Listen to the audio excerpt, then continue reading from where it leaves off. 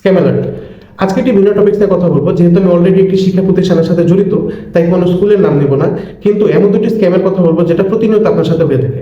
December January মাসে প্রতিটা school কোনো না কোনো পলিসি অবলম্বন করে যাতে করে স্টুডেন্টদেরকে গার্ডিয়ানদেরকে অ্যাট্রাক্ট করা যায়। তার মধ্যে দুটি স্ক্যাম হলো ফ্রি ক্লাস এবং ফ্রি অ্যাডমিশন।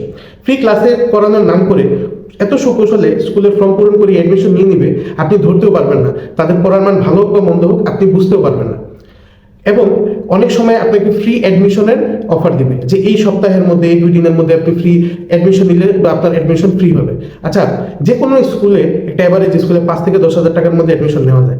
এই 5 থেকে 10,000 টাকার অ্যাডমিশন আপনাকে ফ্রি করে সারা বছর এমন কৌশলে আপনার কাছ থেকে টাকাগুলো উসুল করা হবে, আপনি ধরতে পারবেন না। অনেক স্কুলে যখন কোনো বাচ্চা টেস্টে ফেল করে, তখন বলা হয় আপনার বাচ্চা ঠিক মতো পড়াশোনা করে নাই, এখন আমাদের ক্লাস কোচিংয়ে দেওয়া লাগবে, বাধ্যতামূলক করে দেয়। এক্সট্রা 4 থেকে 5,000 টাকা নেয়। কেন ভাই?